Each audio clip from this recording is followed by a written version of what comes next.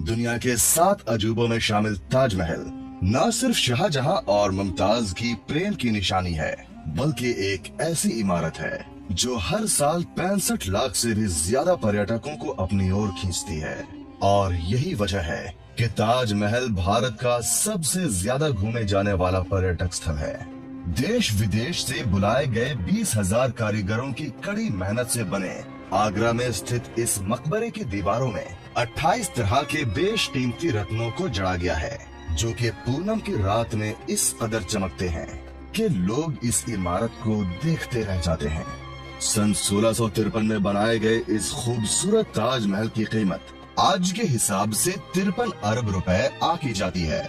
इसकी दीवारों पर की गई नक्काशी की तकनीक इटली के कारीगरों से सीखी गई थी।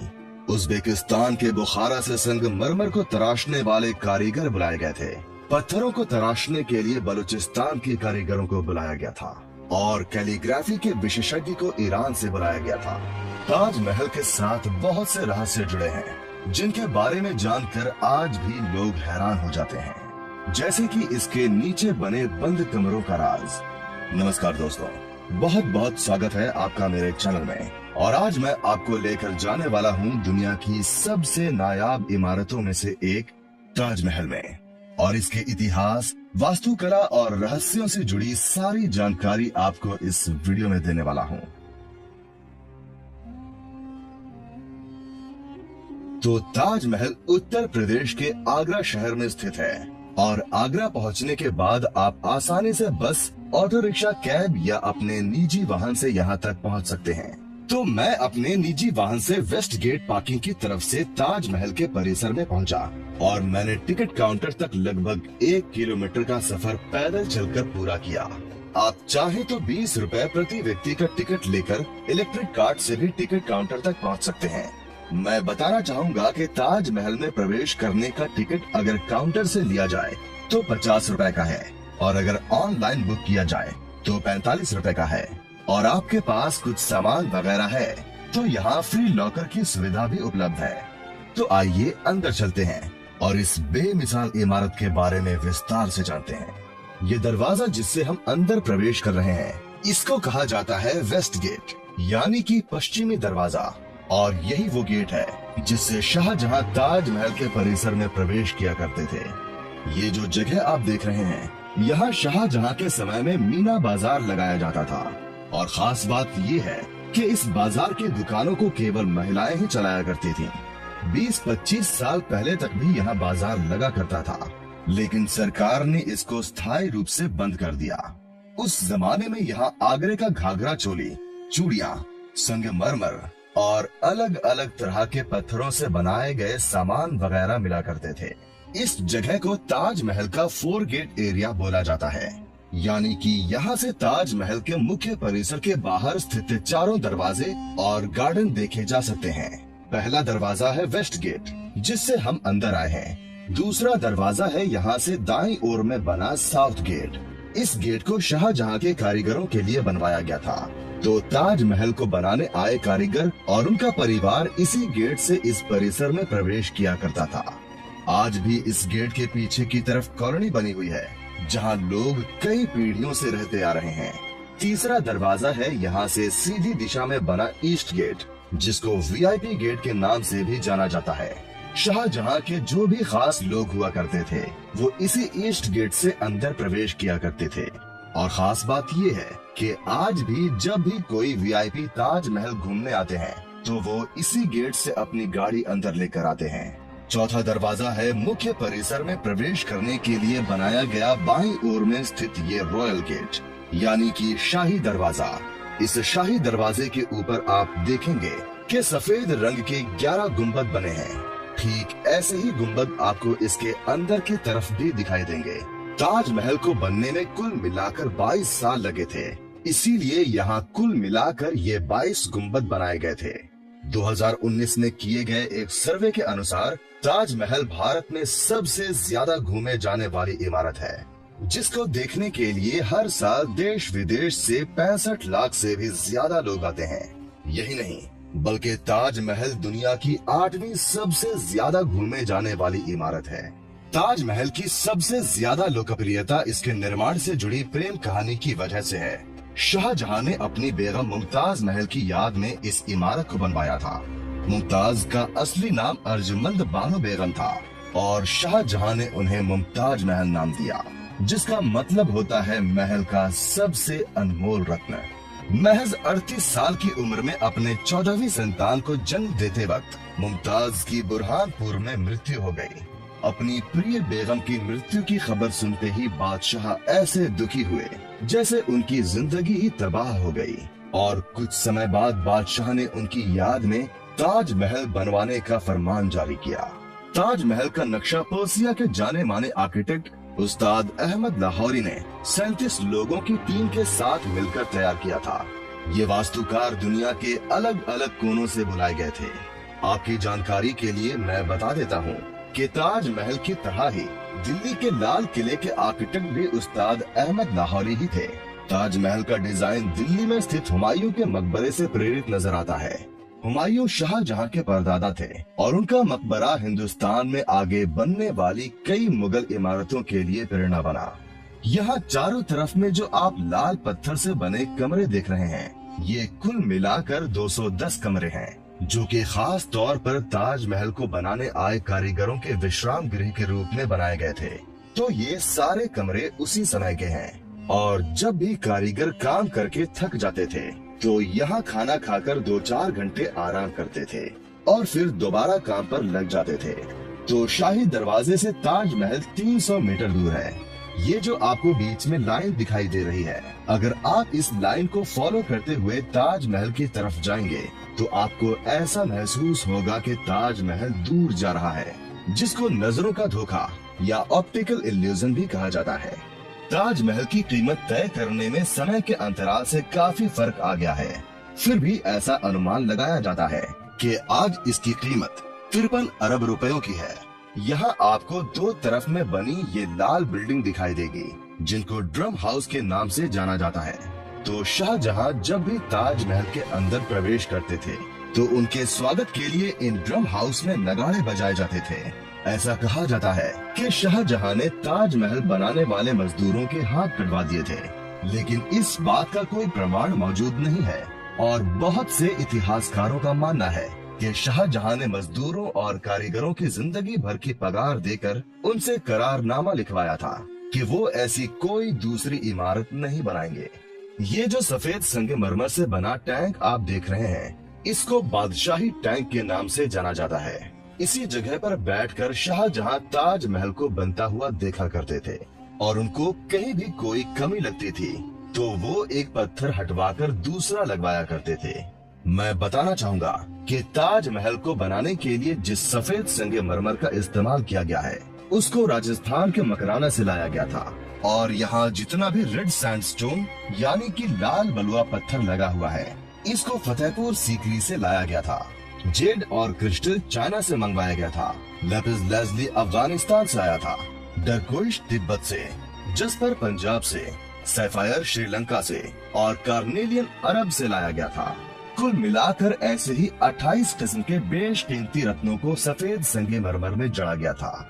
कहा जाता है कि इन सब चीजों को दूसरे मुल्कों से आगरा लाने के लिए 1000 से भी ज्यादा हाथी इस्तेमाल किए गए थे। ताजमहल के ऊपर आप जो भी काले रंग का लेख देख रहे हैं, वो अरबिक भाषा में लिखा गया कुरान का पहला चैप्टर है। तो इसको लिखने के लिए किसी स्याही का इस्तेमाल नहीं किया गया है, बल्कि काले रंग के पत्थरों को काट काट कर इन मार्बल्स के अंदर बड़ी मेहनत से लगाया गया है। बताया जाता है कि जो भी कारीगर इन पत्थरों को काटने का काम करते थे, उनकी उंगलियां घिसने से खून भी निकलने लगता था। इसीलिए ये काम बेहद मुश्किल हुआ करता था। इस कैलीग्राफी को डिजाइन करने वाले शख्स का नाम अब्दुल हक था, जिसे ईरान से बुलवाया गया था और बताया जाता है कि शाहजहां ने उसकी चकाचौंध कर देने वाली कला को देखते हुए उसे उपाधि के तौर पर अमानत खान नाम दिया था। ताजमहल का निर्माण आज से करीब 400 साल पहले 1631 में शुरू हुआ था और ये 22 साल बाद 1653 में पूरा बनकर तैयार हो गया था, जिसके पीछे 20,000 कारीगरों और मजदूरों की कड़ी मेहनत शामिल थी। ताजमहल को बनाने के लिए हर चीज को हीरे की तरह परख कर चुना गया था। इसकी दीवारों पर जो नक्काशी है, इसकी तकनीक इटली के कारीगरों से सीखी गई थी। उज़्बेकिस्तान के बुखारा से संगमरमर को तराशने वाले कारीगर बुलाए गए थे और पत्थरों को तराशने के लिए बलूचिस्तान के कारीगरों को बुलवाया गया था। यहाँ जो लाल रंग के फूल बने हुए हैं, ये कोई पेंटिंग नहीं है, बल्कि इन फूलों को अलग अलग किस्म के बेशकीमती पत्थरों से बनाया गया है, जो कि चांदनी रात में यानी पूनम की रात में चमकते हैं। जब पूनम का चांद निकलता है तो ताजमहल पूरा सफेद नजर आता है, और जब चांद की रोशनी इन लाल फूलों पर पड़ती है तो ये भी जगमगा उठते हैं, जिससे यहाँ का माहौल देखने लायक होता है। तो अगर आप भी पूनम की रात में ताजमहल को जगमगाते हुए देखना चाहते हैं तो आपको उसके लिए 1000 रुपए का टिकट लेना होगा। एक खास बात ये है कि इस टिकट को लेने के बाद आपको ताजमहल को देखने के लिए केवल 30 मिनट का समय मिलता है, और आप शाही दरवाजे के पास खड़े होकर दूर से ही ताजमहल के दीदार कर सकते हैं। ताजमहल से जुड़ी एक खास बात ये भी है कि दूसरे विश्व युद्ध के दौरान सरकार ने मुख्य मकबरे के चारों ओर बांस का घेरा बनाकर सुरक्षा कवच तैयार कराया था, जिससे कि हवाई जहाजों को भ्रमित किया जा सके, और ये खास घेरा जर्मन और जापानी हवाई हमलों से सुरक्षा प्रदान कर पाए। 1965 और 1971 के भारत पाकिस्तान युद्ध के समय भी यही किया गया था। ताजमहल के दोनों ही तरफ में आपको लाल पत्थर की एक एक इमारत दिखाई देगी। बाईं ओर वाली इमारत मस्जिद है, जहां पर हर शुक्रवार के दिन नमाज अदा करने के लिए आते हैं, और उस दिन ताजमहल को पर्यटकों के लिए बंद करके रखा जाता है, लेकिन मुसलमानों के लिए इसको 2 घंटे के लिए खोला जाता है।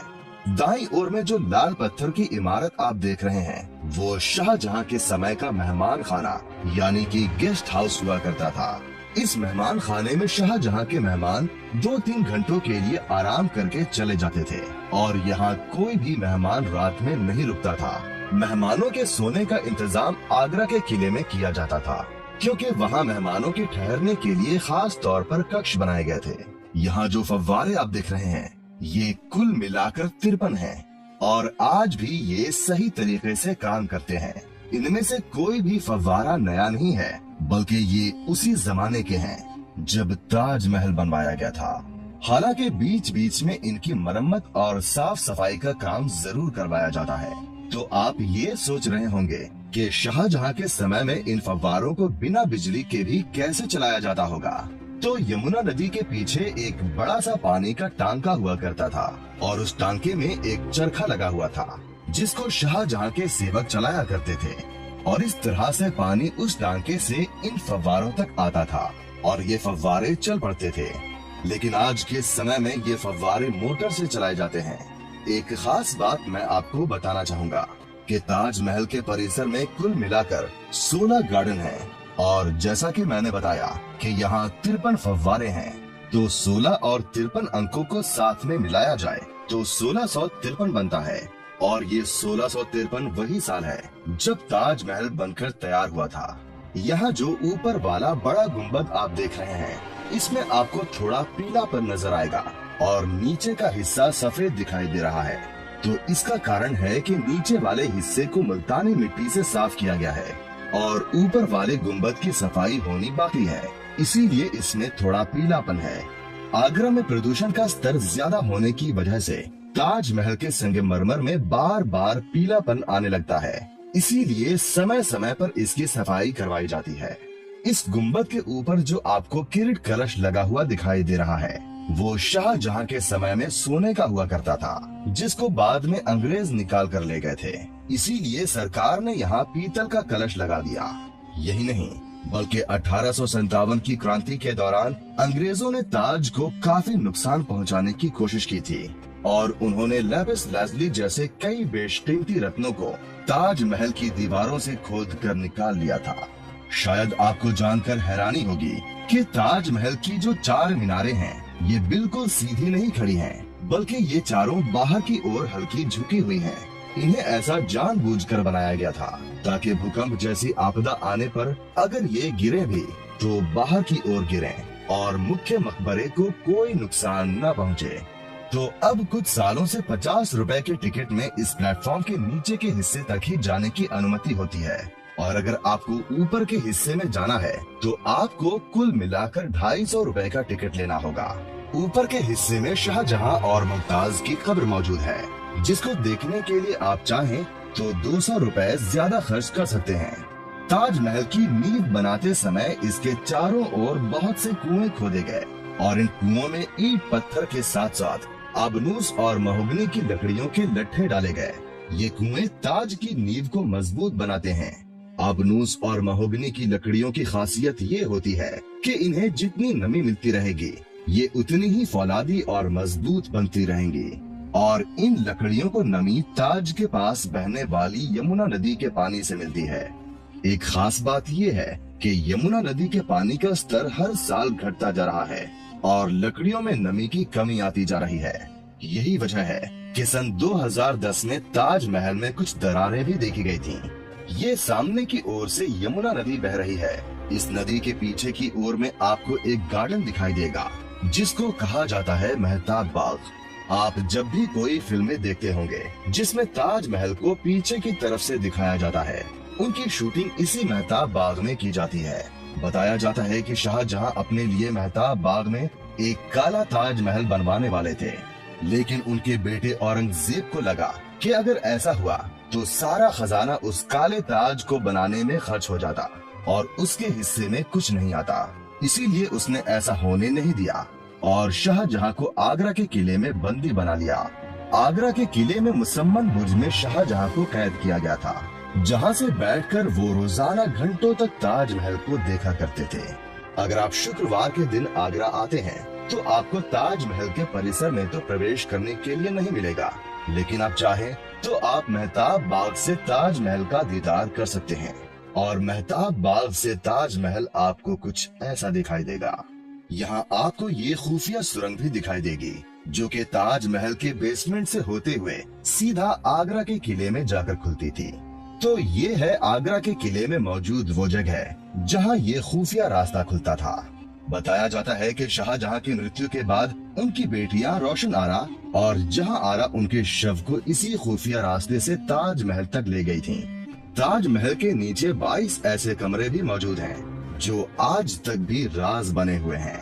इन कमरों में क्या है ये हर कोई जानना चाहता है, लेकिन ये कई दशकों से ऐसे ही बंद पड़े हैं।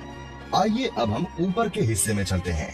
तो जैसा कि मैंने आपको बताया था कि यहाँ तरह तरह के जेमस्टोन लगाकर फूल बनाए गए हैं जो कि चांदनी रात में चमकते हैं। देखने में भले ही ये कांच जैसे लगते हैं, लेकिन ये सभी जेमस्टोन्स हैं जो कि पूनम की रात में चमकते हैं। यहाँ जितने भी जेमस्टोन्स लगाए गए हैं ये भारत के नहीं बल्कि दूसरे मुल्कों से लाए गए थे। तो हर स्टोन को काट काट कर बड़ी बारीकी से मार्बल के अंदर फिट किया गया था। और ताज्जुब की बात ये है कि आज भी ये काम आगरा में किया जाता है।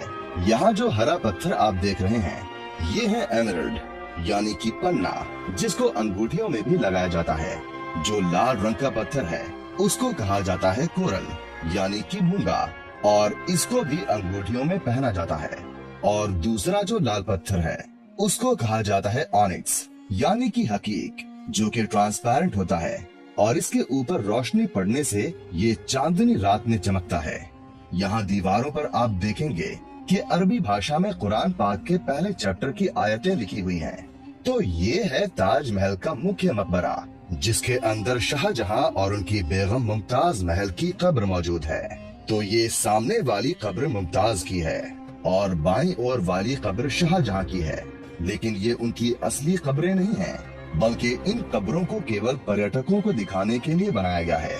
उनकी असली कब्रें इसी के नीचे बने भूमिगत कमरे के अंदर यानी कि बेसमेंट में मौजूद है, जिसको सरकार ने स्थायी रूप से बंद करके रखा है। तो ये था आगरा में स्थित ताजमहल से जुड़ा रोचक इतिहास और तथ्य। अगर आप चाहते हैं कि मैं किसी खास इमारत का वीडियो आपके लिए बनाऊं, तो उस जगह का नाम नीचे कमेंट करके जरूर बताइएगा। अगर आपको मेरा ये वीडियो पसंद आया हो तो लाइक और शेयर जरूर कीजिएगा, और अगर आप मेरे चैनल पर नए हैं तो इसको सब्सक्राइब करना मत भूलिएगा।